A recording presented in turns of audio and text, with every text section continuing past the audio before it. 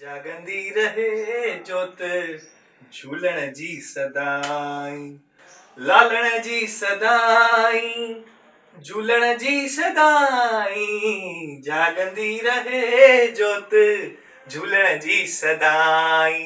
जय झूलेलाल दोस्तों। हा मां सिंधी आहियां। हा मां पंहिंजी ॿोली सिंधीअ में ई ॻाल्हाईंदो आहियां। हा गर्व आहे पंहिंजे सिंधी हुजण ते।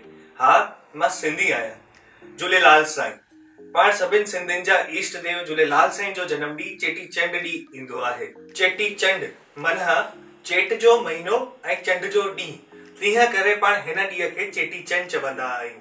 ऐं इन ई ॾींहुं पंहिंजे ईष्ट देव वरुण अवतार जो जनम ॾींहुं थियो हुयो।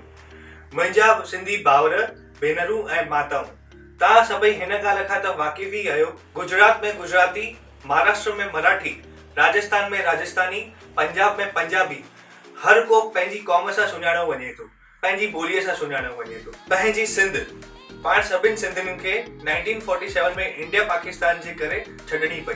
पाण सभई सिंधी विछड़जी वियासीं। तंहिं करे अहिड़ा कहिड़ा ई सिंधी घर आहिनि जेके सिंधीअ में नथा ॻाल्हाइनि, पंहिंजी सिंधी ॿोलीअ खे विसारे रहिया आहिनि, सिंधी रीत रिवाजनि खे विसारे रहिया आहिनि। पर मूंखे हिन ॻाल्हि जी बि ख़ुशी आहे, मुंहिंजा सिंधी भेण भाउर अहिड़ा ई बि आहिनि जेके पंहिंजे हुनर सां, पंहिंजी कड़ी महिनत सां सिंधी ॿोली ऐं सिंधियत खे अॻियां वधाइण जी कोशिश करे रहिया आहिनि। छा पाण सभिनि जो इहो फर्ज़ न आहे कि पाण हिन सभिनि सां कदम खां कदम मिलाए गॾिजी हलूं ऐं चऊं हा असीं सिंधी आहियूं।